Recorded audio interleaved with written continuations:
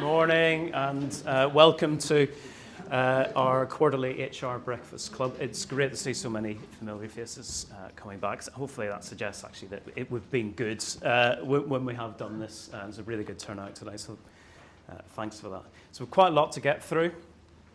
In terms of housekeeping points, it would just ask if you can put your mobile on silent. Questions, if you can keep any questions till the end, just because we've quite a lot to get through. Also, the employment team will be around after the event today if you want to ask any kind of sensitive questions that you may not want to ask in front of everyone. In terms of, I should mention fire alarm as well. We've not got a scheduled fire alarm today, so if it goes off, then just follow us lot down the 7 flights of stairs, and we congregate just across the road. So, in terms of the lineup today, 4 brilliant speakers. We've got Sally Bird, who's partner in the employment team, Claire Treacy, senior associate in the employment team, and Jake McManus, solicitor in the team, and we're joined by Olivia McConvey, who's solicitor in the corporate team. And in terms of the agenda, Jake is going to open up with the case law update. Sally's going to be doing the HR Hotspot on the election, which is potentially could have ramifications for employment law in the next few months. So really worth listening into that. And Claire and Olivia are going to be talking about kind of executive directors, which is really useful for HR people just to know a bit more about that. Specifically, Olivia is going to be looking at the Economic Crime and Corporate Transparency Act. I've got that right. A bit of an overview on that. So, and then opportunity for questions at the end. This is how you can connect with us. We are on Instagram. We're on YouTube as well. In fact, does this recording go on YouTube? Right, so you can watch it again later tonight if you've missed some. Dealt with the housekeeping. And first up, we've got Jake, who's going to do the case law update. Hi everyone. So as Mark said, I'm taking you through a case update, and there's 2 today. So the first case is on the screen, and that's Godfrey and NatWest Market PLC. So this first case is in relation to disability discrimination, specifically in relation to an employee's Asperger's syndrome. So just a bit of context, when an employee brings a claim for discrimination in relation to a disability, a potential defence available for an employer is that they didn't know about the disability, or it wouldn't be reasonable to expect them to know about the disability. And in this case in particular, the question arose as to whether or not the company should have known that this employee had Asperger's, even though his diagnosis, he was only diagnosed years after leaving the business. So the facts of the case, so Mr. Godfrey, he's the claimant. So he was employed by NatWest between 2006 to 2011. He then left and years later tried to return to the company, and he applied a number of times between 2017 to 2019, but he wasn't given the opportunity to interview. In 2018, he was diagnosed with Asperger's. So he was diagnosed in the middle of applying for several roles with NatWest. He was unsuccessful, and the claimant believes that the reason he wasn't interviewed was in relation to his behaviours that he was saying were because of his Asperger's syndrome. And he believed basically that his former colleagues, who some of them were still there and were decision makers, that they should have known that he might have an autistic spectrum disorder, in particular Asperger's. So in terms of his behaviours, he noted that he needed things like need for quiet and space. He wouldn't engage in conversation or social interactions in the same way that others might do. So he was saying that his former colleagues who spent every day sat in the office with him would have known and picked up on these particular social interaction issues. So in his witness statement, he gave some examples of what he meant by this, and he was saying that these comments made by colleagues showed that they would have known or should have thought perhaps that there might be a disability. So they refer to him as psychotic, very strange, mad, bizarre, and extremely odd. There was an occasion where a senior manager told him that there was an issue with his ability to socially integrate. And there was one occasion where he received a bonus, but he was told that his bonus would have been double the amount had he have been easier to converse with. So he brought 2 claims. The first was direct disability discrimination, and the second claim was discrimination arising from his disability. So it was accepted by all parties that he was disabled. So the question for the tribunal was whether or not the company, so NatWest, knew or had actual knowledge of his disability, and if not, whether they had ought to have known and therefore investigated it further. So the tribunal listened to evidence from some former colleagues, and they referred to him as a bit arrogant, awkward and strange, but they said that he didn't stand out and he wasn't too dissimilar from everyone else there. So the tribunal found that NatWest didn't have knowledge of his disability. The tribunal said that it wouldn't have been reasonable to expect them to have known about the disability because there's limited evidence to show that his behaviours might give suspicion or suggest that there could be a disability, so his claims therefore failed. He appealed to the Employment Appeal Tribunal, the EAT, and the EAT found that even if they'd made further inquiries, they still wouldn't have known about this particular disability, and that was because there was evidence to show that in previous jobs he had refused referrals to occupational health and refused to seek treatment, so they think the same thing would have happened in this case, and therefore they wouldn't have found that he had a disability. So they upheld the original decision. So what can we learn from this case in particular? Well, it's reassuring that obviously employers can rely on that defence where they might not know about a disability, and it wouldn't be reasonable to expect them to know about a disability. However, employers can't rely on ignorance. So if there's a suspicion that an employee might suffer from some sort of disability, then they should take steps to investigate that further, for example, by referring an employee to occupational health for an assessment. And that's because a tribunal won't be afraid to impose or hold an employer liable if they think that an employer didn't investigate the matter when there was potential signs of a disability. It's also a useful reminder that employers need to be alive to sort of neurodiverse conditions, and that they may, in certain circumstances, amount to a disability in a legal sense. And then that would mean that if an employer knows someone's got a neurodiverse condition, they may be disabled, and there'd therefore be an obligation to make reasonable adjustments. So just to give you some numbers, there's a recent report that said that over 50% of employees who have a neurodiverse condition, that they have been off sick at least once due to challenges in relation to their neurodivergent condition. And that in that same survey, 20% of those surveyed at the time were still waiting for workplace adjustments in relation to their condition.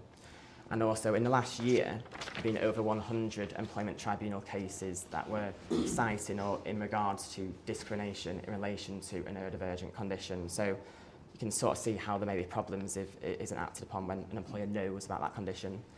My colleague Claire Treacy did a really good article recently about how employers may support employees in a workplace who have a neurodiverse condition. So that's on our website, so please do check that out. And if you need any further advice on anything like that, please do come to us. So the second case today is Matthews and CGI IT UK Limited. And this case is in relation to an employee's dismissal following a breakdown in the relationship between the employee and their line manager, and whether or not that dismissal was fair. So Mr. Matthews, the claimant in this case, he was employed as a consulting expert, and during the initial COVID lockdown in May 2020, he was told that he was at risk of redundancy because his line of work was being discontinued.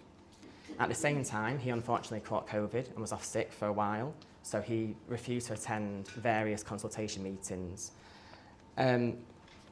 He raised a grievance as well because he believed that his skills and experience weren't considered when the decision was made to put him at risk of redundancy. And he actually alleged that he was being scapegoated by his line manager, and that the line manager's incompetence was the reason why the team was sort of poorly performing. Things got worse, got heated. He began making comments up, making misleading statements about the line manager, and the company ultimately abandoned the redundancy process as the situation got worse and worse, and because he threatened to raise further grievances and to take the company to an employment tribunal. So the company tried different things to try and make the situation better. So they first of all offered to move him to a different team. He refused that. They then offered to put the line manager and him through some counselling to try and repair the relationship, but he refused that too. And then at the end of 2020, he was off sick, and they offered to him to create a new role just made specifically for him with a new line manager, so he'd be away from the current line manager. He took a month or so to respond and ignore their calls, emails, and then finally said no to that as well. So the president of the company, so the most senior person in that business, intervened and said, this can't go any further, the relationship between you and the company has broken down beyond repair, and there's no other alternative but to terminate your employment. And what's important here is that they dismissed him without giving him a written warning and without offering him the right to appeal that decision. So he brought 3 claims to the tribunal: an unfair dismissal claim, victimisation, and failure to make reasonable adjustments.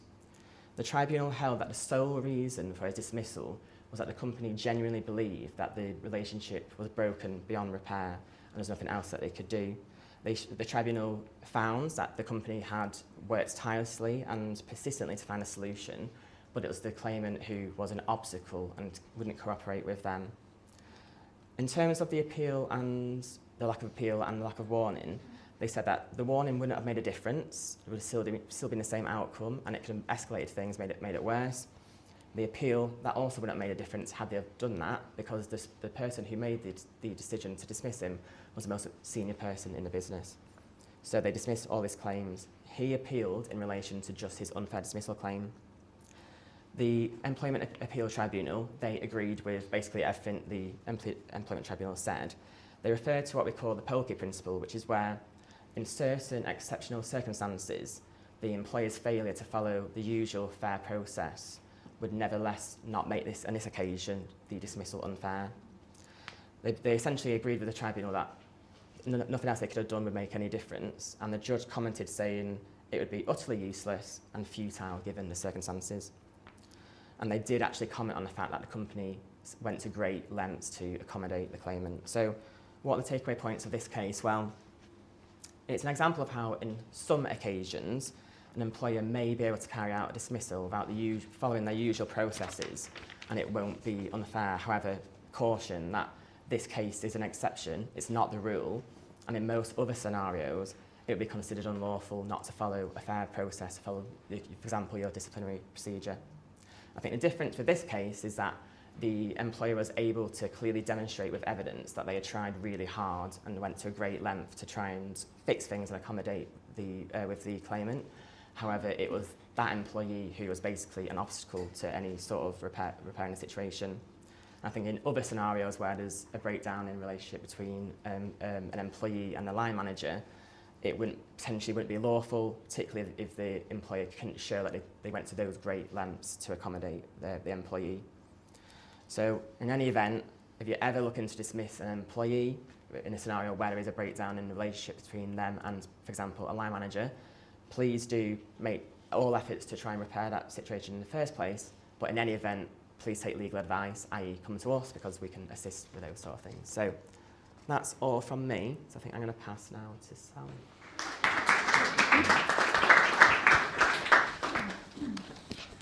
Thank you, Jake. Morning, everyone.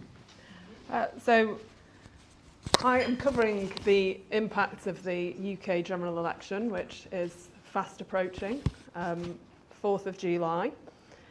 Now, we've had Brexit, so sovereignty has been returned to Parliament, and that's repatriated the politics of employment law.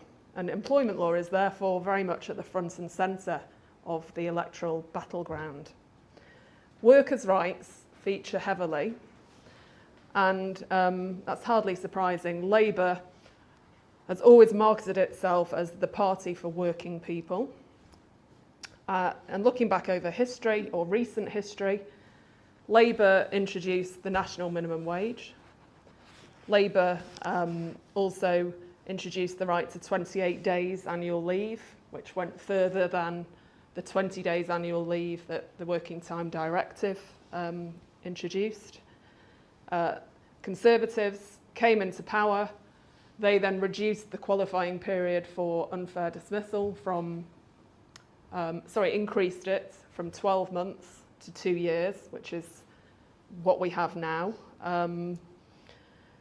Now, my intent today is not to be party political, despite the colour of my top, and despite the fact that purely as an employment lawyer, you would vote for Labour all day long, because I think it's an employment lawyer's dream. So parties' commentary has been that parties are moving towards the centre ground, but I think when it comes to employment law, that's not true. There is a very clear dividing line between the two main parties and their policies in this area. So Conservatives generally favour fewer rules, fewer rights for individuals, and job creation in a less regulated economy. Labour, very closely affiliated with trade unions, so collectivism, trade union laws strengthened, and more rights for the individual. Now, today is the day that Labour publishes its manifesto. The other parties published theirs earlier this week. I don't think, however, that what I'm going to say shortly is then going to become outdated in 3 hours, because Labour did publish their policy proposals on the 24th of May, so fairly recently, and nobody expects a significant departure or any big changes from that position. Now, it's interesting because they published a green paper back in 2021, which was written by Angela Rayner, who is to the left of the party, very close to the trade unions. And when the trade unions saw the party proposals on the 24th of May, a lot of them were jumping up and down, saying this is a cop-out, more holes than Swiss cheese, etc. And I think what that shows is Labour's attempt not to frighten the horses in terms of business and big business. And it's their attempt to say, well, we aren't just a party that's all for the worker, and to strike more of a balance. If, however, they're elected with a significant majority, it will be very interesting to see whether, if they have the power to carry forward some of these radical reforms that they're proposing, whether they will actually do that, or whether they'll still have an eye on trying to strike that balance with business. So if we look at the Conservative Party, their manifesto said very little about employment reforms. Interesting for me was there was no mention of their previous policy intention, which was to limit the length of non-compete restrictive covenants to 3 months. So I think we may have spoken about that before, and I did an article about it. No mention of that at all. So whether that's been abandoned. Also, they had talked about allowing the use of agency workers during industrial action. And again, that's gone from the manifesto. So there isn't really that much to say in that, other than that they favour deregulation. In relation to TUPE, they want to legislate to confirm that that applies only to employees and not to the wider category of workers. Labour take a different position and would like TUPE to also apply to workers. Not in the manifesto, but widely predicted that the Conservatives would reintroduce tribunal fees. The current planned legislation that they managed to get through before the election was announced, the Workers' Predictable Terms and Conditions Act, which gives a right to request predictable hours to those on 0 hours contracts. Again, Labour wants to go a stage further and go beyond a right to request and introduce a right to predictable hours. Conservatives would also redefine sex in the Equality Act to confirm that it is biological sex. And then finally, fit notes.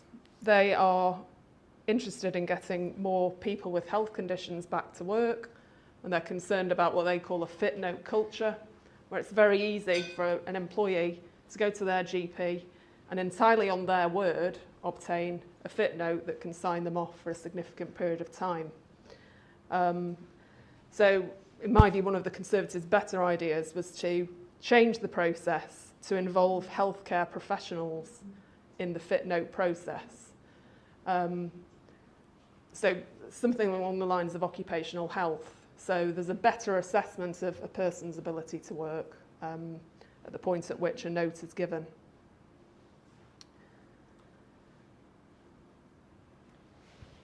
So moving on to the Liberal Democrats, I think there's very little prospect that they would be elected.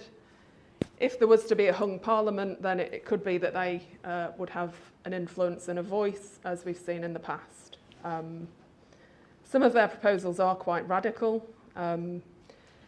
They would give disabled people a right to work from home. They would introduce parental leave and pay as a day one right. They would increase the entitlement to maternity leave, shared parental leave, from 39 weeks to 46 weeks, and double the rate of statutory maternity pay.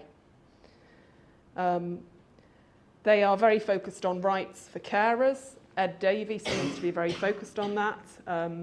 So the right that we have at the moment for carers to take 1 week unpaid leave, they would introduce a longer period and make it paid. And they've also suggested that caring responsibilities should be a protected characteristic under the Equality Act.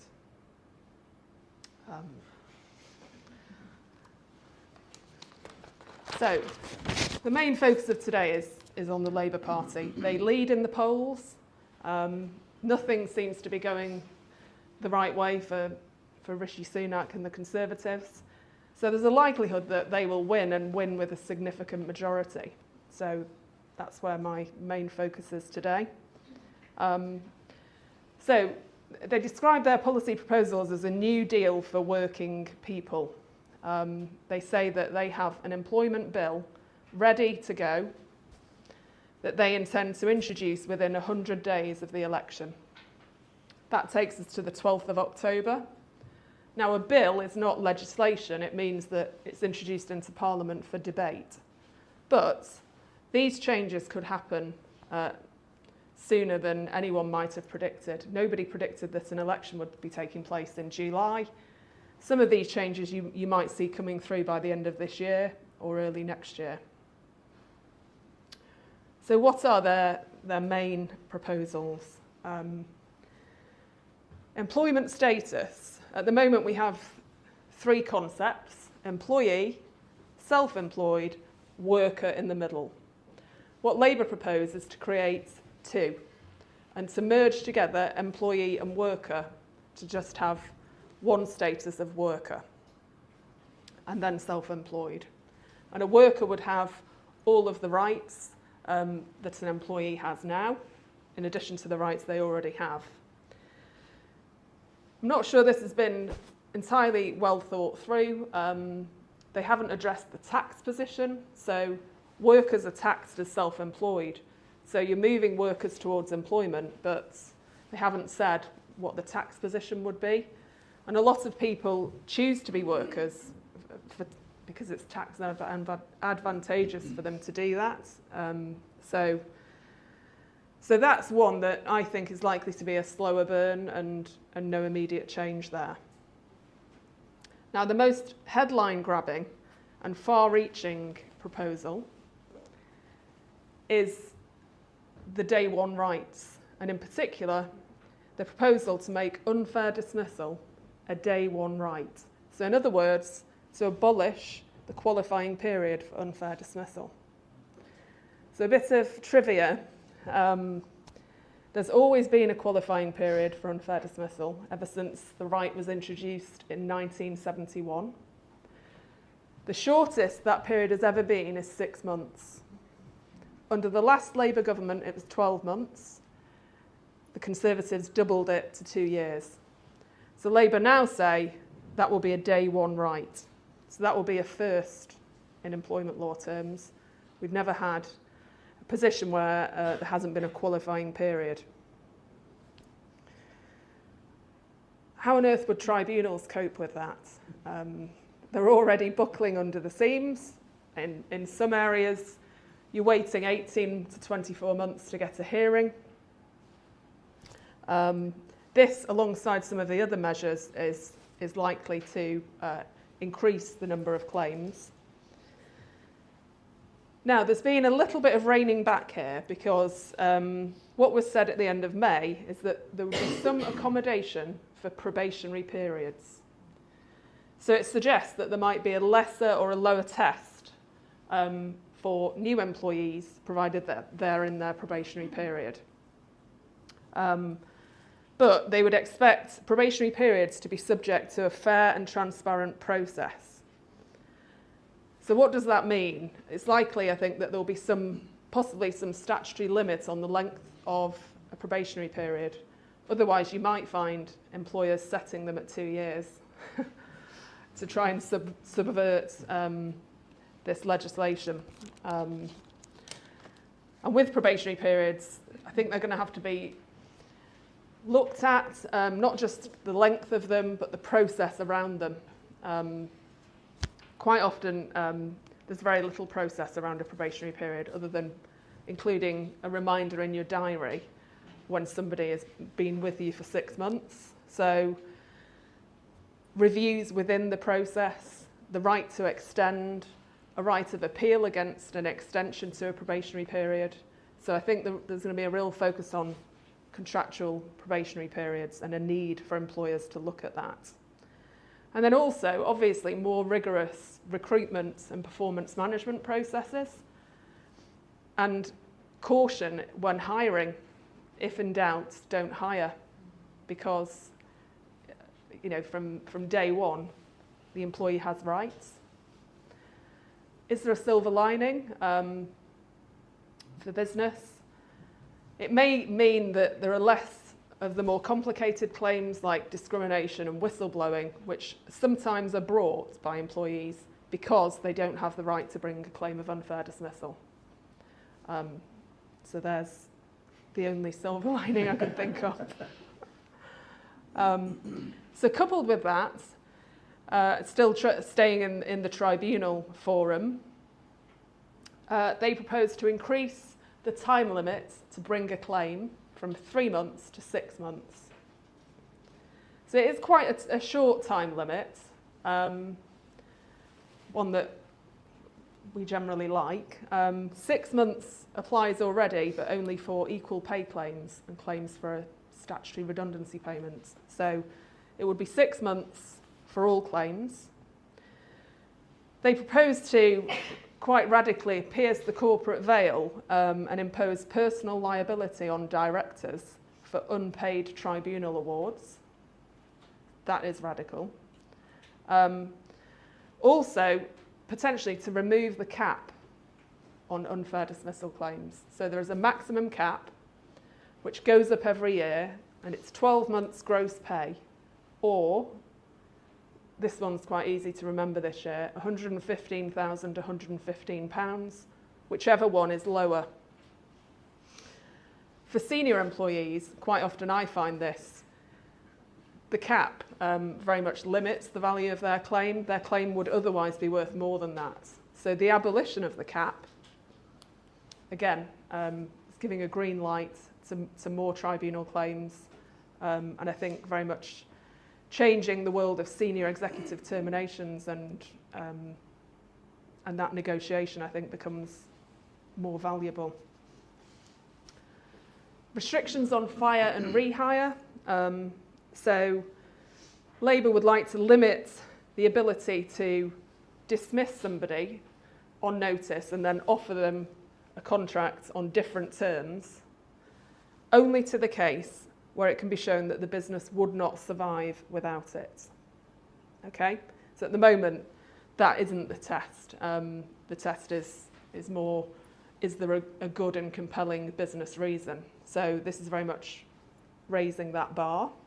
As I alluded to earlier, in terms of 0 hours workers, giving them the right to regular hours. not the right to request, the right.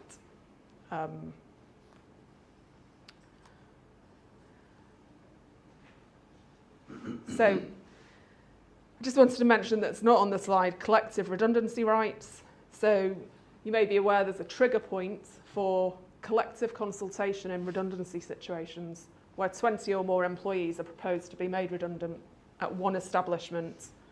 Now they may look to reduce that number from 20, which again would be very significant. Always one of the first questions that we ask in a redundancy exercise, how many? Are you over or under 20? Great news if it's under, because it does impose a whole minefield of obligations if not. Additionally, what they do say they will do is, in terms of getting to 20, there's a famous case in this area which we call the Woolworths case. So Woolworths, when it went bust, had a load of shops, and what the law said was, well, in determining whether you get to 20, you look at each individual shop. You don't look at the organisation as a whole. Labour will reverse that and basically say that no, you will look at everything as a whole. So it'll be very much easier to get over that threshold. If they reduce it from 20 days anyway, then yes.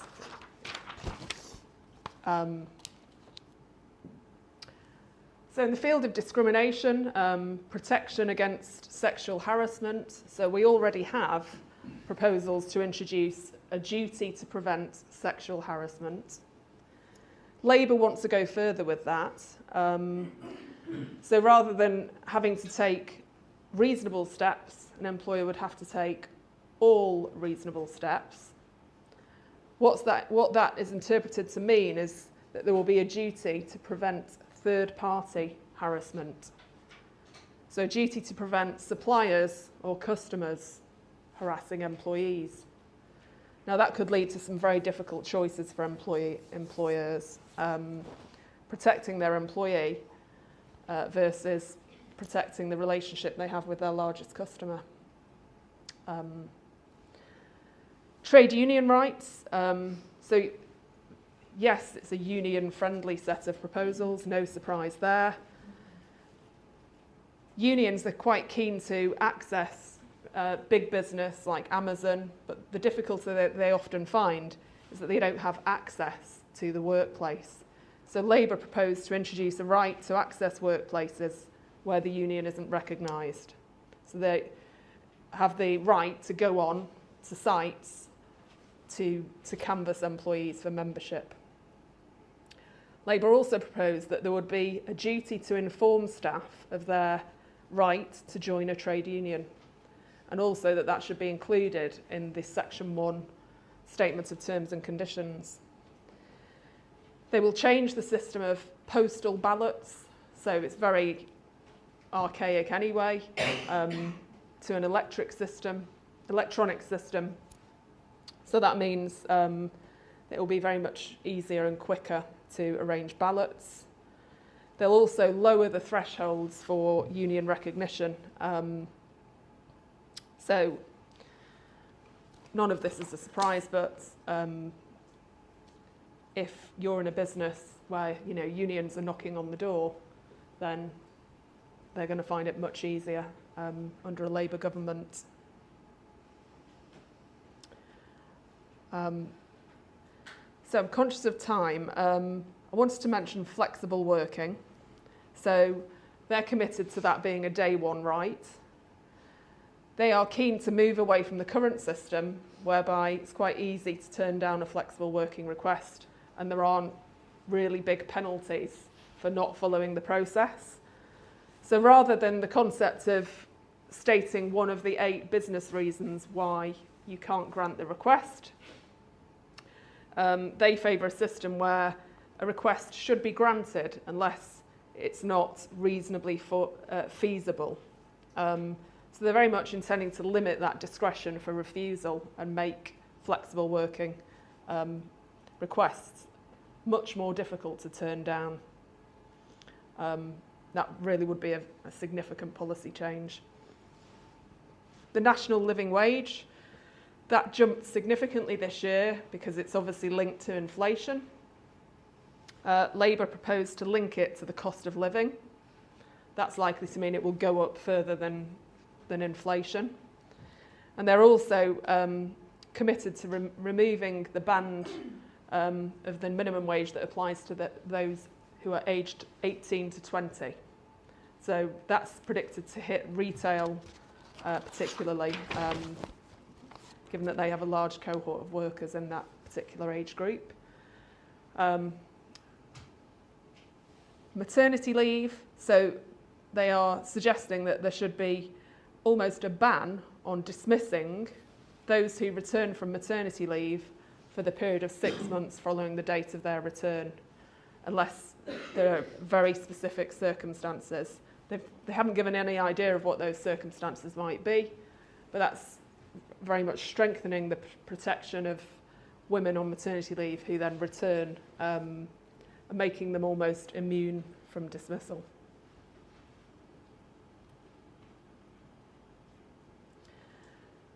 So, yes, there's some very far-reaching changes there, which I think we're likely to see. The main one for me being the piece around day one rights and unfair dismissal. So thank you, and I'll hand over to Claire to talk about directors. Thanks, Sally. Morning, everybody. Oh, God, it's not going well, is it? Sorry, I've just pressed the wrong button.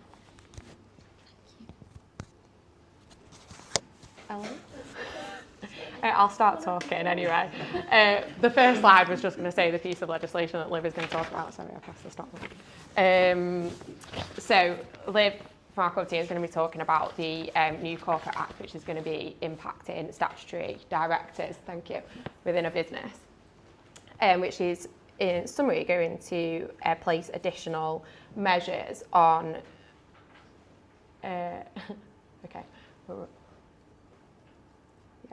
which is going to place additional measures on existing and new company directors to ensure that their identification is verified at Companies House. And as well, it will potentially impose additional liabilities on companies due to the actions of their directors and potentially senior employees. So Liv will give a far better summary than I will of that, but I just thought before she goes into doing that, I can give a bit of a overview about the employment considerations of having directors on your board. So as the slide says, there are two main categories of company directors, statutory directors. We've got non-executive directors and executive directors. Starting with non-exec directors, whilst they do sit on the board of the company, they aren't employees of the business, which means that they don't need an employment contract. What they tend to do, what their role tends to be in the business, is providing expertise to the other members of the board, challenging them, asking questions of the board, and generally monitoring how that board is working. So because they don't need a contract of employment though, what we tend to see is that they have a letter of appointment which sets out what their duties are and how the arrangement's going to work. And you're still going to want to have something in place like that so that you can set out what their fee is, for example, what their notice is going to be, or if it's a fixed term arrangement, what that arrangement might be, as well as, for example, what kind of conduct do you need them to have in your business? What involvement do you need them to have? Do you need them just to come to board meetings, or do you need them to do more than that? And the letter of appointment should include all of those things. So we help a lot of clients with those letters of appointment to make sure that it accurately reflects what the arrangement is. And having that in place, you can probably imagine, really helps to prevent any kind of disputes about the engagement with a non-exec director that you might have on your board. Moving on then to executive directors. So they also sit on the board, but unlike non-executive directors, they are also employees of the business. So therefore they need an employment contract, unsurprisingly. And they, the employment contracts are usually referred to as service agreements for statutory directors. And I'm kind of talking here about people that do have the day-to-day management, operational responsibilities for the business. So, for example, like a finance director. And the changes that Liv will talk about, they apply to both types of directors, non-exec and executive directors. But if I focus here on executive directors, so the people, as I said, with the day-to-day responsibility for your business, what we often see is that even though they're the most like senior people usually in the business because of the nature of their role, they often sometimes actually don't have an employment contract, or if they do, it's not necessarily appropriate. And often that will be because they've been promoted through the business, and as they've been promoted, their contract hasn't been updated or they've not been issued with a new one. And in that kind of situation, in the event of any kind of dispute, that can really put the business in a weak position because you've not got a contract or an appropriate contract to rely on. So I just thought, just on this slide, it would just be useful, hopefully, for me to go through some of the considerations that you should think about when you're drafting or putting together a contract, or thinking about what these terms are going to be for a executive director. So as the slide says, their notice period, so what is their notice period and what would you want it to be? We will often see for these type of employees, executives in the business, that it can be anywhere up to 12 months notice for either party. And obviously a consideration is going to be how long it's going to take you think, to find a replacement, noting that their replacement may have a long notice period as well. What a likely handover period might need to be. So obviously there are positives for having a longer notice period, but a negative can be that it makes it quite expensive if actually you don't need that executive director in the business for quite so long. And then a restrictive covenant, so that is kind of a whole seminar in itself, but you want to really, or are going to want to see whether there are restrictions in their contract, and if there are they appropriate? So by restrictions, I mean things such as like a non-compete, stopping them from working for a competitor for a certain period of time once their employment ends. You might have a non-solicitation of key staff, non-solicitation of customers, suppliers even, depending on the nature of your business. But it's highly likely that with these type of senior people in the business that you're going to want to have restrictions in place with them. The difficulty though with restrictions is that they are notoriously quite difficult to enforce because they restrict somebody's freedom once their employment has ended. So they need to be very, very carefully drafted to ensure their enforceability so far as is possible. And I think the important thing to say just in the context of the executive director's contracts is that their enforceability is considered as, so it's thought about how reasonable the restriction is in the context of the person's role when they signed their contract. So if you're a business that actually, like I said at the beginning, you haven't updated your contract as your people have been promoted to the position that they're currently in, if you need to rely on the restrictions in their contract, then their enforceability will be considered based on whether they were reasonable at the time they entered into their contract, so in their more junior position. So that is definitely a reason as to why you would want to update contracts as people get promoted in the business. And then thirdly, the termination of their directorship. So does their contract say what will happen when their directorship ends? Do you want the contractual right for their employment to also end at the same time?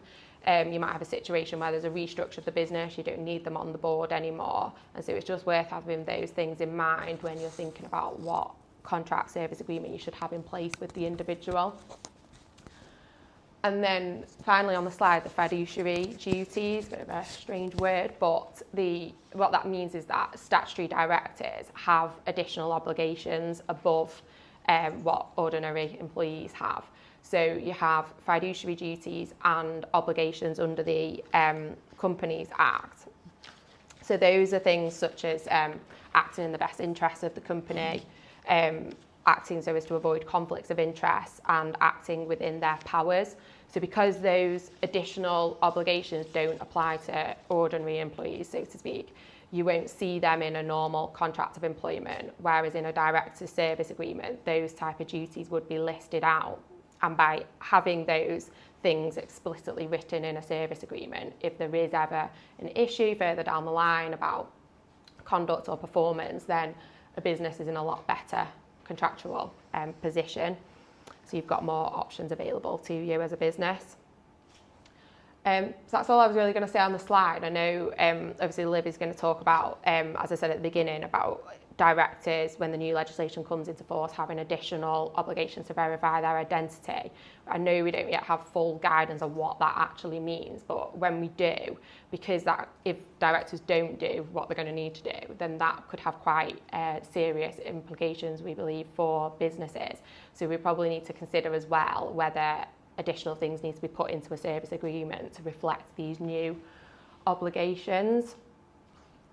So in terms of what businesses can do now, I guess probably the obvious what I've been speaking about in terms of checking what documentation you've got in place with your directors, whether that's non-exec directors or executive directors, to ensure that they put you in a good position as a business and reflect what the actual arrangements are. So that was everything I was going to say, so I'll pass over and not take the PowerPoint off again. So thanks, Claire, and morning, everybody. My name's Olivia and I'm a corporate solicitor here at Kuits. So as Claire touched upon, today I'm going to be talking about the Economic Crime and Corporate Transparency Act of 2023, or ECTA as it's known as for short, which is a bit more catchy. So it's a new piece of legislation and it was part of the government's wider strategy to reduce economic crime in the UK. So it's coming into force in stages. There's some parts that are already in force and some that will come into force over time. And I'll make it clear which of those parts that I'm talking about today are already in force and which will come into force later. So ECTA includes a wide range of reforms, and today I'm only going to cover a few that I think are most relevant to today's audience. But ECTA will apply to all companies as well as LLPs and limited partnerships. But today, for today's audience, I'm going to cover the changes to the law on corporate criminal liability, the new corporate failure to prevent fraud offence, and then the bringing in of identity verification requirements for all directors and PSCs of companies. So, there's been changes to the corporate law on criminal liability for companies, and this came into force in December 2023. So it's already in force. And what the reform did is it created a statutory test to establish who within the company, whose actions the company can be criminally liable for. So prior to the reform, this was limited to actions of the directors only. But following the reform, a company can now be found criminally liable where a member of senior management who was acting within the actual and apparent scope of their authority commits or attempts to commit one or more of the economic crimes in ECTA. So these include things like money laundering and bribery. So the definition of senior management in ECTA has actually been taken from the Corporate Manslaughter and Corporate Homicide Act of 2007. And what that does is it looks at the actual role and responsibilities of the member of senior management and their managerial influence within the organisation, as opposed to actually their job title having the word manager in it. So if they've committed the economic crime, the idea is that this new reform, looking at their job title, will establish whether when committing the economic crime, the member of senior management was acting within the actual and apparent scope of their authority. So in light of this new reform and the liability that senior managers can create for the company, it would now be a good opportunity for all business owners and companies to look at the organisational structure of the company and job titles and roles to see where individuals sit within the company and whether their role will fit within this reform, and put in place systems, training, policies, procedures to make sure that they can minimise the risk to the organisation being found criminally liable for the actions of an individual who will be seen as senior management.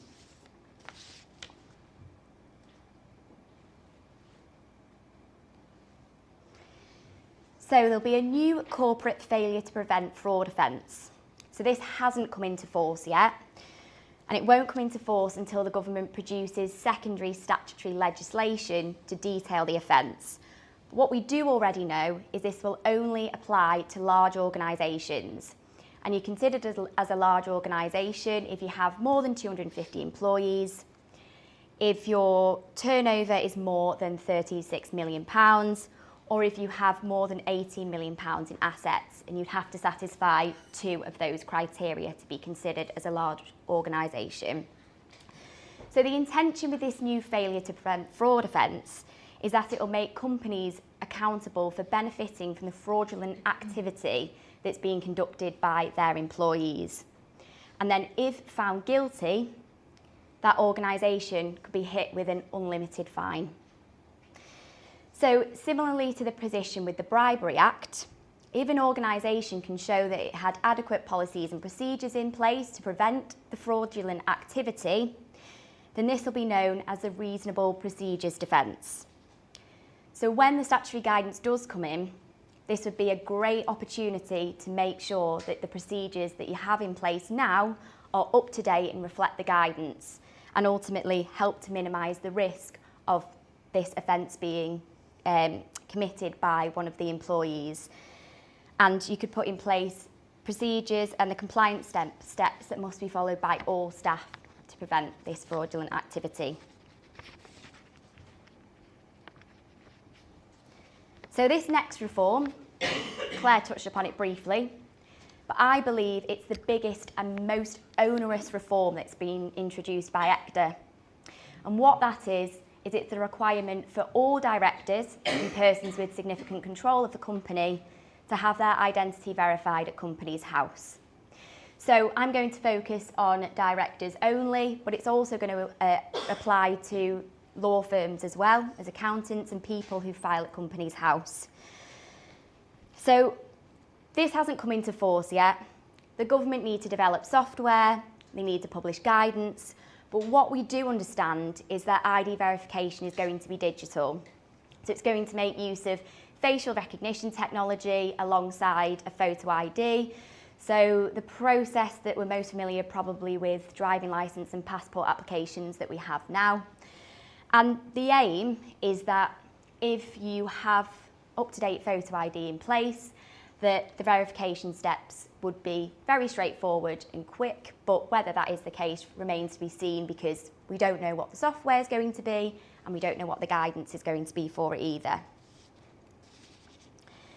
So the main thing to take away is that there's severe consequences. There will be severe consequences if directors don't comply with identity verification when it does come in. So if a director isn't verified, they shouldn't take any actions on behalf of the company. And continuing to act as a director without being verified will be an offence by the company and the director. It will be punishable by a fine. For the director, it could face disqualification for up to 10 years, and worst case scenario, they could end up in prison. So it's not really worth it. So it is important to note that if a director isn't verified, any actions that they do take during that time period won't be invalidated. For example, if they do enter into a contract, it will be valid. But that's not worth going to prison over just for the sake of getting your ID checked. So you may be wondering why. Why are the government taking the time to make these reforms and put in place identity verification for directors? It's onerous on the directors, it's onerous on the company, it's going to be onerous on people like us, law firms. The main reason is that the government hopes that with this identity verification in place, it's going to make it harder to register fictitious directors and beneficial owners, and ultimately that will cut down on crimes and economic crimes because there's going to be transparency as to company ownership, which will be available on Companies House on the public record for all people to be able to see and follow the track of who owns a company and who's controlling the company day to day. So there is expected to be lead-in time. We're not expecting this to happen overnight, but what we do know is that it is expected within 2024. So given that we're in June, that's in the next 6 months. So one thing that you can do now is stay one step ahead. Make sure that if you have a board of directors, that you've got up-to-date photo ID, that they have it, so that when it is in force, you can go through those checks quite quickly. So now would be a good time to, if you have a board of directors, go back and brief them and spread awareness about these new changes and make sure that everybody is aware of when they come in and how it's going to affect them. So I've done a bit of a brief overview. ECTA is a wide topic. It could be a seminar, and it will be a seminar for us on its own. And the purpose of today was to just give a brief overview and spread awareness so that you're familiar with it. If you hear about it in the news, if you hear about it on social media, you can remember it. And notify the board and just be one step ahead of when the changes come into force. Some things we can do to help you from a practical point of view, from a corporate and an employment aspect, is we can do things like prepare a briefing note for the board of directors and pull everything together, because as I said, there are a number of reforms, and just make sure that you're aware of the impact that they'll have.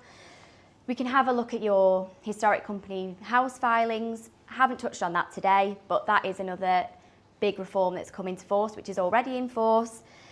And we can also help you to draft policies and procedures to make sure that you can minimise your exposure to any of the new offences. So, for example, the failure to prevent fraud offence that I mentioned, and also the new corporate criminal liability offence.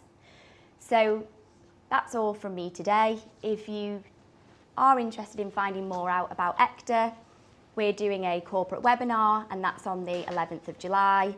And we'll be circulating more details about that in email and on our LinkedIn and social media.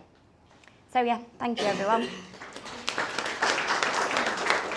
Thank you, Olivia. I'm Kevin McKenna. I head up the employment team, and so we're nearly at the end now. So well done, everyone, for sticking with us for this long.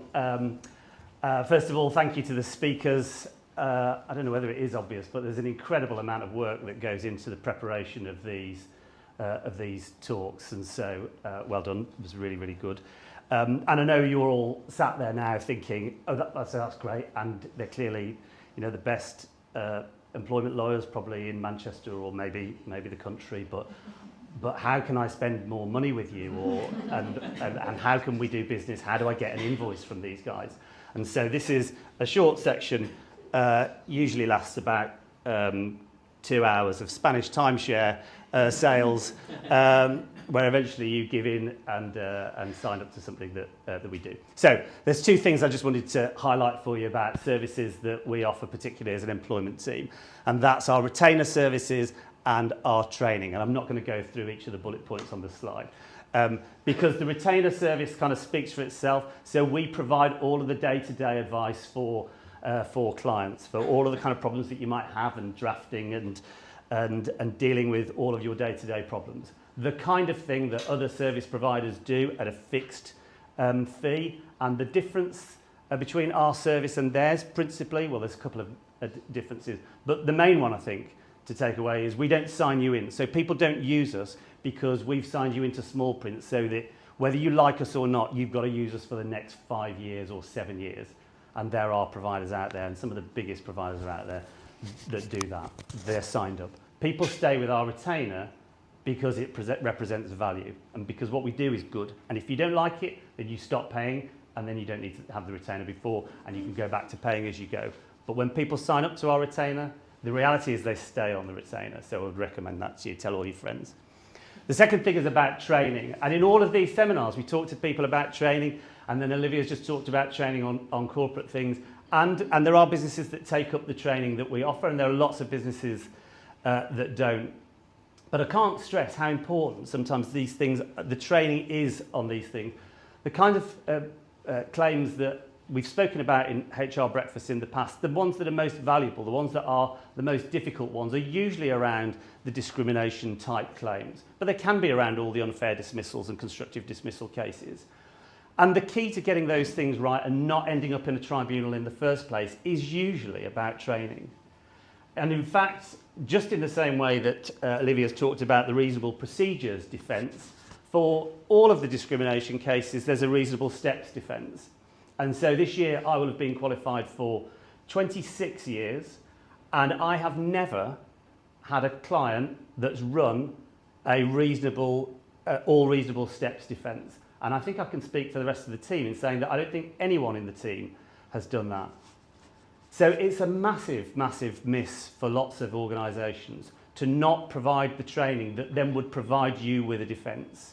So you can do it one of two ways. You can either not provide the training and have an employment tribunal. I'm not selling tribunal claims today. They sell themselves. You need to deal with them, and they're expensive. Training is cheaper, and it prevents the claims. So if for no other reason than that, then seriously think about whether on things like all of the areas of discrimination and on training your managers in relation to dealing with grievances, dealing with disciplinaries and so on, there's something there that we might be able to do for you. Almost the last thing I wanted to do was just thank you. I know that the speakers take a lot of their time out for this, but I know so do you, and I know there are lots of calls on your time, so I'm really grateful for you all turning up today and for your attention. The next one, these are quarterly, so it'll be no surprise to learn that the next one's going to be in September, and the opportunity is there to sign up to that now on Eventbrite. We will email, and I think maybe for the first time after this, as Mark said, we'll be able to send out the recording of this. I can't see the clock now because of that banner, but so it could be any time. But if there are questions that you wanted to ask, then feel free to ask them now. I'm not going to answer any of them. We can direct them. But are there any questions? I've got one. The ID checks. Yes. Is Yes. that now going to include the non-exec directors? Yes, it will be any director that's registered at Companies House. Yeah. So, so whether they're a non-exec director or an executive director. So, if their details, if they're a statutory director and registered at Companies House, then yes, so it's all directors and also the PSCs, the persons with significant control. Because sometimes a non-exec is really a PSC. Yeah, well, depending on the company structure, they can be both. So, so that's why it's particularly onerous, because if you've got loads of directors, then you have to make sure that they're all verified. And it's not onerous for accountants, solicitors, bookkeepers when you've got to do all those checks yourself anyway. Well, if if it's all at Companies House, it should make some professions' jobs easier. Yeah, there's going to be solicitors and accountants, for example. Will be able to, we think, when the software is developed and the guidance in place, offer some input on that if we had to, for example, do it face to face with somebody, if they couldn't do it digitally. But we are waiting for the guidance to be published on that. But yes, because as most people in this room will know, we need all our compliance steps and ID and stuff like that. So, Anyone else? Sorry, go on. It's probably one for Sally, I think. In relation to the two new bits of legislation that got through, we're already quite far advanced in implementing the third-party harassment piece. Oh, good. Should I stop work? Or my question is, are they likely to, or have you heard any rumblings where they're likely to repeal and then pass their own law, or they're going to add to it? I wouldn't stop work, no. I think they'll just build on what just take it perhaps that step further. Yeah. Sorry, there was a question here. Yeah, mine was around Godfrey and NatWest, the Asperger's case. So it was I was just interested in, if you had an employee who displays some kind of neurodiverse traits in the workplace, but they've not been off sick, there's no formal meetings that you can bring them to, how would you bring that up without potentially Causing events. Yeah, because that could be discrimination in itself, couldn't it? I think sometimes it's useful to have sort of well-being meetings with like that, but I think it depends on the scenario. That is a sensitive thing to Yeah.